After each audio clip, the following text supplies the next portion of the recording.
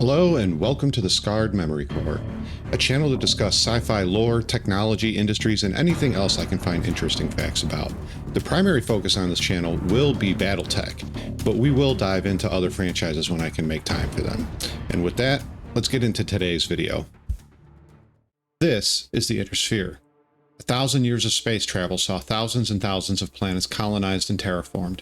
As these planets were colonized and humanity flung itself further and further into space, vast star empires arose, and would eventually become the successor states. 3025 finds humanity living in a new dark age as neo-feudalistic ruling families called the Great Houses have been deadlocked in a series of wars called the Succession Wars. Each of the Great Houses is trying to restore the golden age of the Star League, with of course their Great House ruling it. These succession wars have lasted nearly 300 years as the Great Houses aggressively negotiates with each other using giant fusion-powered robots and nukes. Outside of the Inner Sphere are various major and minor kingdoms, bandit and pirate-controlled areas, and what's called the Periphery. Since the Great Houses don't pay much attention to them outside of defensive first-strike options or peacekeeping missions, we will not be focusing on them. 300 years of near-total war has left humanity in a technological recession and stagnation. Most of the people living in the Inner Sphere live closer to 20th and 21st century technological standards rather than what we would idealize as 31st century technological standards. What little technology remains of the golden age of humanity is well beyond the understanding of the intellectual elites. Before I break down the Great Houses, how each of the successor states runs, and a brief history of them, we must first go to the beginning and lay the groundwork on why humanity finds itself in a neo-feudal hellscape of destruction in 3025. The journey from Terra, or Earth, to vast star empires is a complicated story, filled with distrust, war, and nukes being thrown around like beer at a frat party. We're going to start at around the year 2100. The Terran Alliance, Terra's dominating superpower of several combined countries, began colonizing the stars shortly after the first jump ship was created. The Terran Alliance pushed deeper and deeper into the surrounding star systems and created the first star empire. At this point, this is the largest and most powerful man had ever been. I'm going to take a few minutes and discuss jump ships since they are integral to the beginnings of colonization in the stars all the way up to 3025, and they're actually somewhat unique in the world of sci-fi. Nearly all sci-fi franchises use some sort of faster than light travel or FTL. They jump, they warp, or they use hyperspace lanes to travel. Jump ships use FTL as well. They jump from one star system to another nearly instantaneously. What makes them unique is that after jumping, in order to jump again, they have to deploy a huge solar sail behind the ship and face it towards the primary star to charge up. This can take days, weeks, or even a month depending on the primary star they're trying to charge from. Jump ships are kind of like the magic school bus of the Inner Sphere. They can hold smaller craft like fighters or shuttles, but they can also have vessels called dropships connect to or dock inside for ferrying purposes. Dropships for scale can hold 4 to 12 battlemechs. Each battlemech can weigh 20 to 100 tons, and each battlemech can be as tall as 30 or 40 feet. That kind of gives you a scale as to how large these jump ships really are. Before the invention of the hyperpulse generator network, or the space phone and the space internet, jump ships were also used to deliver communications between star systems and planets, sort of like a Pony Express. I'll touch on the HPG network later, as there is a story to that. Now that we have jump ships covered, let's go back to the Terran Alliance. As they grew, they began to feel the crunch of trying to govern a large area with limited communication. It takes months and months to get a message across their territory using jump ships. The Terran Alliance decided the best way to maintain their power and resources was to cut those planets furthest on the fringes off. This act caused a lot of worlds to die off, either from starvation, getting massacred by pirates and bandits, or not receiving vital technological shipments for small colonies to survive. This act would also be the beginning of the Great Houses who would become the main factions of the Inner Sphere. The Terran Alliance, after failed expansions and some political infighting, reformed into the Terran hegemony around 2300. It's not important to know why they did this, but it's more important to know their name at this point in time. As the Great Houses expanded, war became inevitable. Multiple houses warred with each other over territory, resources, and of course wounded pride. Because how can you lead if you can't fling a few nukes or orbitally bombard a planet into ash as a retort? I mean, that shows great sign of leadership. As the various wars continued over the centuries, the Terran hegemony led by Ian Cameron, one by one, got the Great Houses to come together and form the Star League in 2571. You're probably wondering by my last statement of prideful great house leaders that trust each other less than I trust a 2-year-old with an open bag of chocolate, why would they do this? Why form the Star League? Beyond the promise of peace and making vast sums of money through trade, the great houses, in order to join, had to greatly reduce their military assets into small private armies and give the Starleague a majority share of the military power in the Inner Sphere. It was then that they realized it was power not in the hands of their enemies. Ian Cameron of the Terran hegemony was made First Lord of the Starleague. After uniting everyone in peace, the Starleague decided it would be a great idea to conquer everyone outside the Inner Sphere that did not join the Starleague in what was called the Reunification Wars. I am not going to discuss the Reunification Wars in any sort of depth here. The Reunification Wars were started for two reasons. One, because the Starleague can, and two, so that the Starleague could show the other member states that it could maintain peace through military might. The periphery was absolutely devastated by the Reunification Wars. Most of what was lost during those wars still has not been significantly rebuilt in 3025.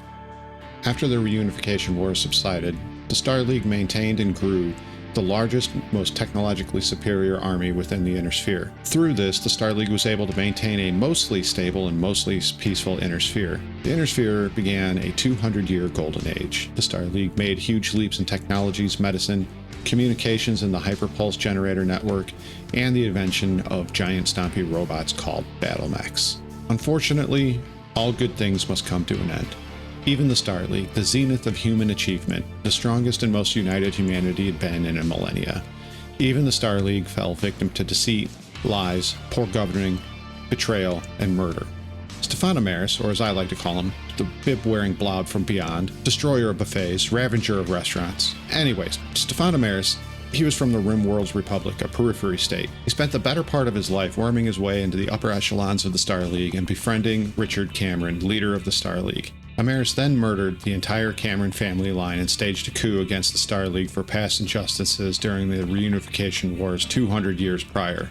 After a 6-year civil war which saw General Alexander Kerensky lead the Starleague Defense Forces to victory, the damage had already been done.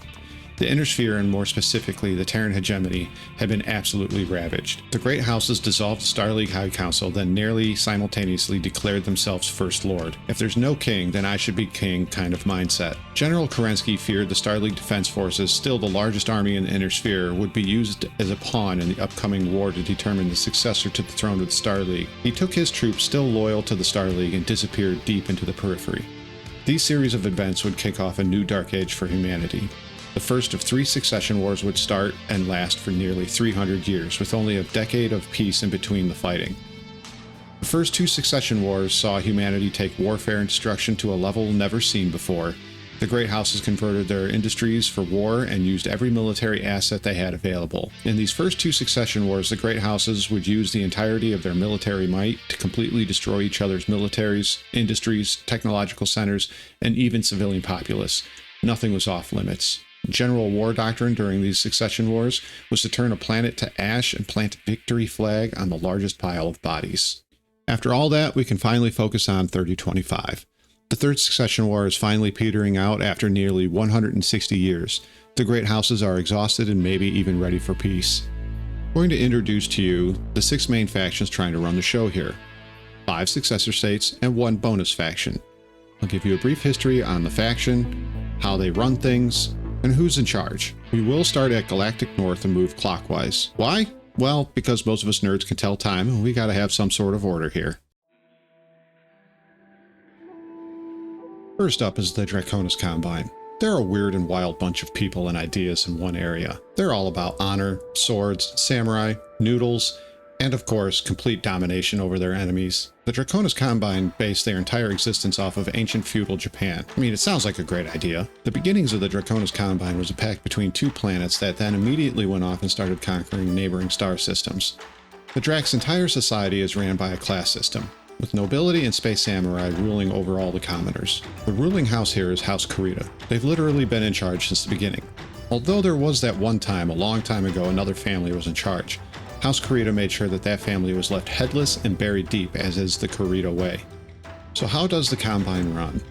Well, you've got the guy in charge, he's called the Coordinator.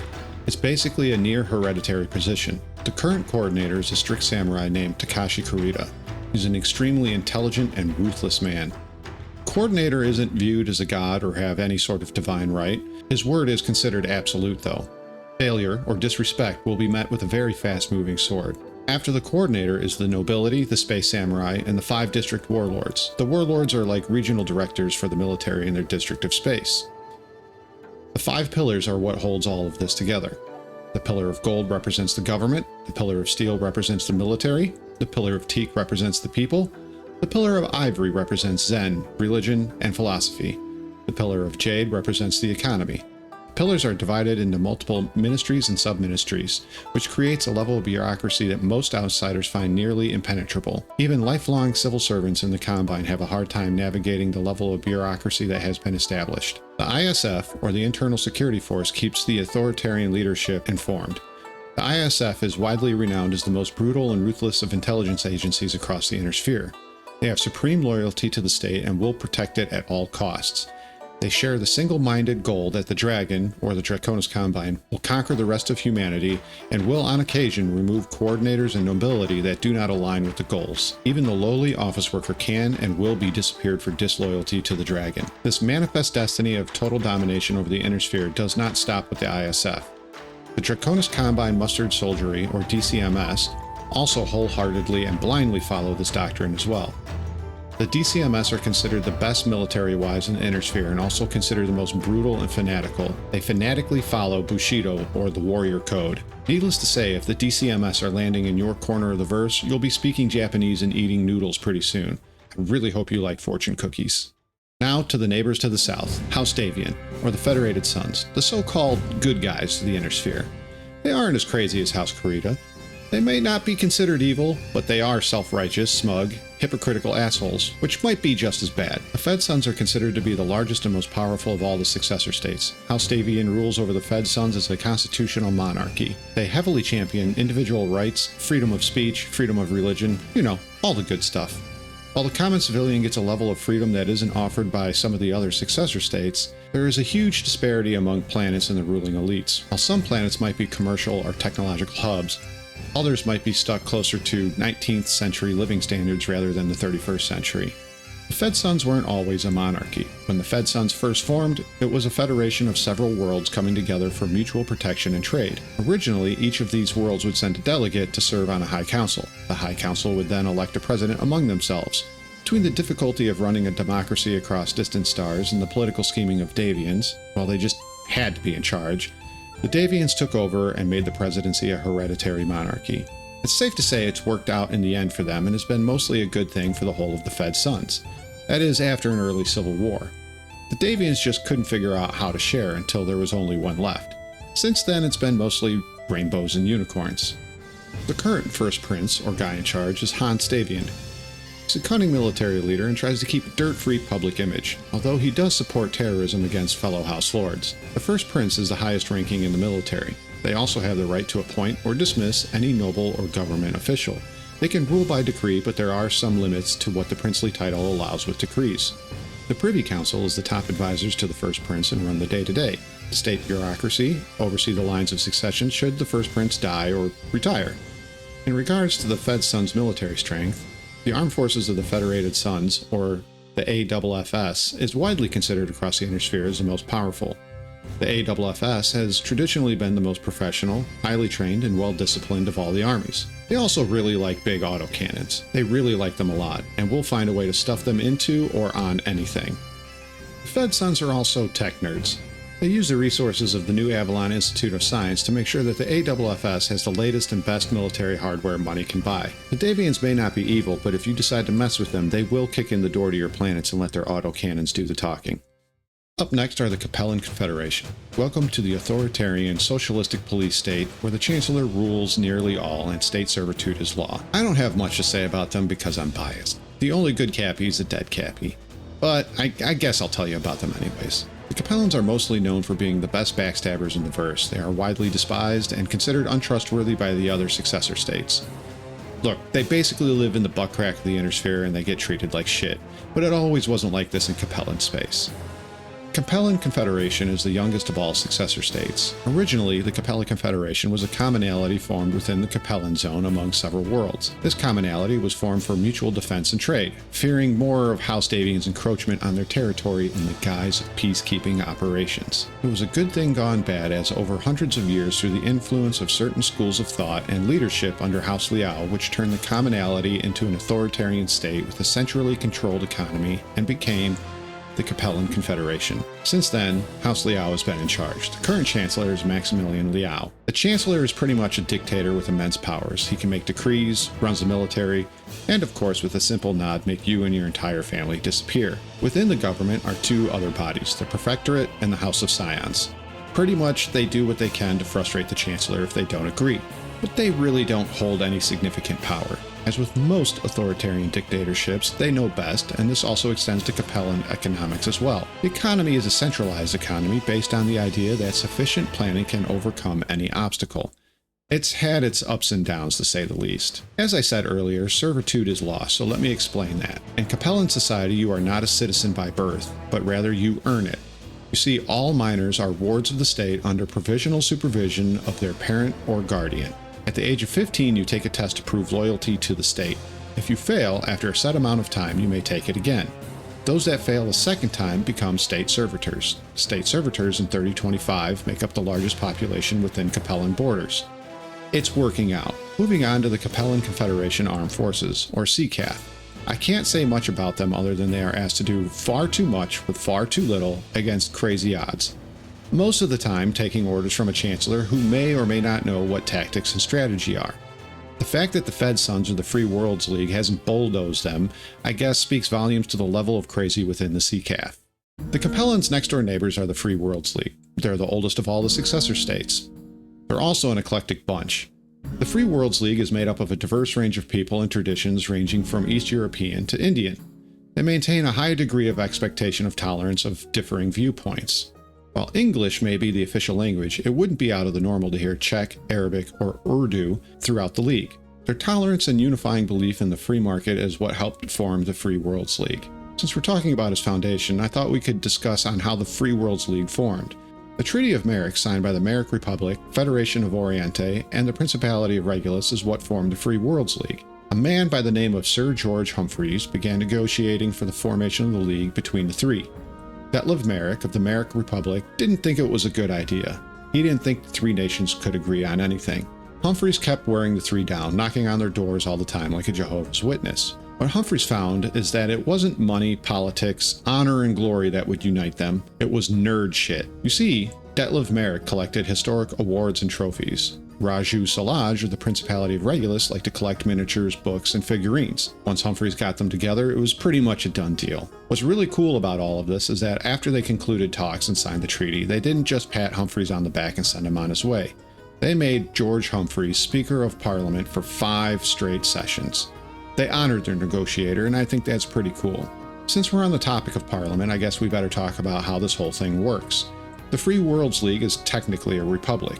I use the term technically very loosely. Parliament every session or 2 years elects a speaker. The speaker appoints 9 ministers to oversee 9 federal agencies like defense, energy, foreign affairs, etc. Parliament also has the power to pass laws, create taxes, and a few other powers. Now, this is where it gets a little weird. Representation in Parliament are based upon planets or districts' contribution tax-wise. Also, since there's a level of self-rule among the planets and districts, Parliament is represented by places that are dictatorships, republics, theocracy, and whatever else local governments do. This leads to factionalism and, of course, civil war, which the Mariks seem pretty fond of. Speaking of House Marik, these guys have been running the show for a long time as Captain General. It's currently held by Janos Marik. Janos has recently kept the League from splintering during the year-long Marik Civil War. His brother, Anton Marik, tried to seize power with support of Maximilian Liao of the Capellan Confederation. I told you Cappies are backstabbers by nature. The Captain General originally only had the power to oversee military affairs. After the fall of the Star League, Parliament gave the Captain Generalcy emergency powers. 800 years later, and with expansion of emergency powers by Parliament, the Captain Generalcy has a near king-like level of power. Basically, if Parliament has a problem they can't solve, they just drop it at the feet of America and wash their hands of it. The Free Worlds League military, or the FLWM, focuses on combined armed tactics and has the largest navy in the Inner Sphere. While they have had some successes in the succession wars, their preferred warfighting tactic is economic warfare. The Free Worlds League did have some missteps early on in their economy though. During the Starleague era and Reunification War, they invested heavily in the periphery state called the Magistry of Canopus. The Canopians returned the favor by using cheap labor and underbidding the Free Worlds League, which led to a 10-year depression. Yes, some of you veterans may have heard the word Canopian. No, I am not talking about Canopian catgirls. Maybe some other time. We'll see. The Free Worlds League looked inwards and invested in technologies and military hardware. In 3025, the Free Worlds League is the main exporter of those technologies and military hardware. Even the rival successor states are willing to pay premium prices for better ways to kill their enemies. Up next, the Lyron Commonwealth. I love these guys. Vast sums of money, their military leaders can't strategize out of a paper bag, and their extreme tonnage scout lances are the stuff of legends. House Steiner is mostly of Germanic descent. Sort of. No, they aren't at all like the no-no Germans from World War II. Tolerance and acceptance are a big part of House Steiner and the Lyrons. They like money. More people buying and selling means more money. Look, House Steiner and the Lyron Commonwealth make the gods look poor. They are the wealthiest of all the great houses. Currently sitting on the throne is Archon Katrina Steiner. Katrina Steiner has grown tired of the endless war and has recently reached out to the great houses in an attempt to reach a peace agreement and end the 160-year Third Succession War. Since we're talking about the Archon, we might as well break down the government structure of the Lyrons and briefly cover their history. The Lyron Commonwealth started as a merger between three mercantile alliances. Originally, there were 9 Archons to rule the nation. Didn't work out so well, and Robert Marsden declared himself Archon in 2375. Later, in 2408, Alistair Marsden died at the hands of the Draconus Combine during an invasion. Rule fell to his wife Catherine Steiner, and the Steiners have ruled ever since. The Archon is the head of state. They're also the commander-in-chief of all Lyron military forces, including local militias and private armies. The Archon can also make any and all decisions relating to domestic and foreign policy. Also, the Archon has direct authority over the nobility and can grant or take away titles. Then there is the Council. It is more of an advisory body to the Archon and doesn't have much power. The Council is more of a middleman to the Archon and the Estates General. The Estates General originally didn't have much power either. Over the years, that has changed. Made up mostly of nobility, the Estates General has turned into a true parliament. They have the power to create taxes, pass annual budgets, and so on. As recent as 3007, the Estates General issued a vote of no confidence against Archon Alessandro Steiner, forcing him to resign. Now on to the military. All I can say is, what a shitstorm. The Lyrons have this wild obsession with granting people nobility and promoting family and friends to the rank of general. These social generals, while more of a feel-good title, is now the dominating upper echelon of the Lyron military structure. The only tactics these social generals possess is the ability to social network and spend money. There have been 1 or 2 notable generals, but the rest aren't very bright. Since no one knows how to lead, the Lyron strategy is to dump mechs and men to a battlefield and keep piling them up till the enemy gives up, runs out of manpower, or money. Due to the many shortcomings of their leadership, Lyrons are known for using the largest mechs even for a simple scouting mission. Send in a scouting party of assault mechs, destroy scouting objective, and report back. I guess it's simple enough that even an idiot can't mess it up. Lastly, let's talk Lyron economy. Did I mention they like money? Because they really like money. They invest in diverse industries, they encourage trading between planets and even other houses. They also have 6 huge minting facilities on 6 different worlds. They also have 5 stock exchanges located next door to all but one of the minting facilities. A good rule of thumb with House Steiner is, don't pick a fight and piss them off. They have bigger and more toys than you. Instead, become a trade partner and let them make you filthy rich. We've finally reached the last faction, ComStar. They don't have any major galactic holdings to speak of, but they do control Terra and some of the surrounding systems. They also have control of the Hyperpulse Generator network. I did say I would explain what the HPG network is. Remember the Space Pony Express I talked about earlier using jump ships to relay messages between planets and star systems? The HPGs are in essence space phones and space internet. They make communications nearly instantaneous. ComStar controls them and no one else is allowed to mess with them but ComStar. So what is ComStar? When the Starleague Civil War ended, General Kerensky appointed one of the last ministers of communications to restore and safeguard the HPG network. His name was Jerome Blake.